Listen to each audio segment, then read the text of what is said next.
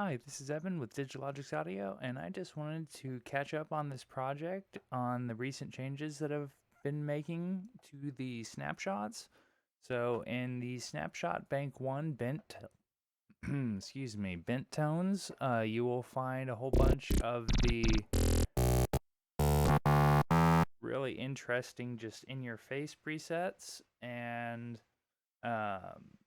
just the most interesting. If you want to find a whole lot more tones, you can go to this old snapshots, and this has a whole bunch of interesting ones that I figured are probably worth saving, but they're not as in your face as these snapshots.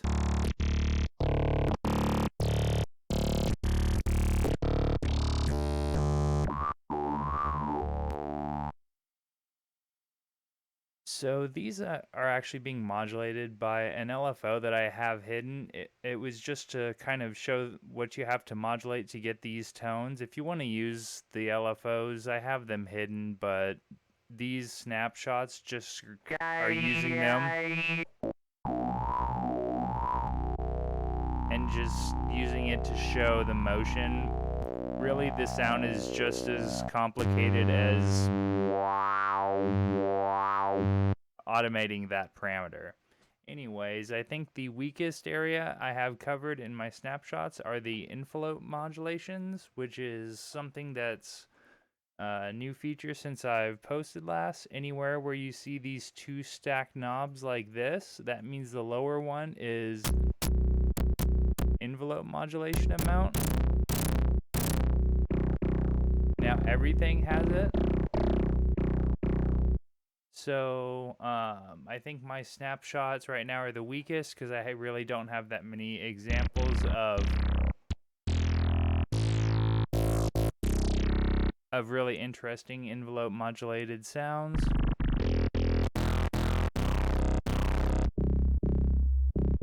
But I think that one's really interesting. What is that? That's really just automating that fundamental parameter. So with this ADBDSR envelope, the first delay, or decay, I mean, the first decay is linear decay, and the second one is exponential, and B is the value where it switches. So if you have B at 1, it's going to be an exponential envelope. With B at 0, it's going to be a fully linear envelope. So right in the middle, it's going to switch from decay 1 to decay 2. You see right there, which is right at 0.5. Anyways, if you want to get a chunkier tone, use the linear or the first decay, so set B to 0. That should give you a much snappier sound. The difference is you'll notice that this exponential decay slows down as it approaches the sustain value. I sometimes find that deceleration distracting, so I just use the linear decay. You notice it just holds a constant magnitude of change. So I think those will help give this instrument a little bit more dynamics, but I'll be coming back to make more envelope snapshots, I promise. What I've been spending all my time on are these feedback snapshots, and everything here also has a filtered example. So an example where I have the bright tone without the filter, and then the second one is the same sound but just applying some interesting filter settings.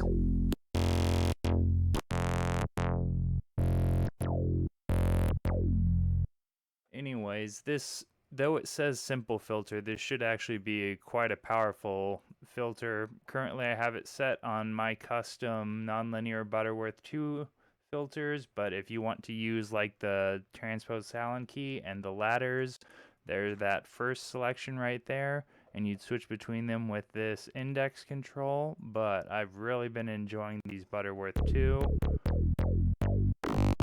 So you'll see those in use. So this is my favorite snapshot among all these feedback examples. So under the snapshot bank self-modulated tones, A lot of these sounds, I'm making some feedback path. For example, I'm routing operator C to operator B, and then and then routing operator B back to operator C, and I'm using that for a source of brightness.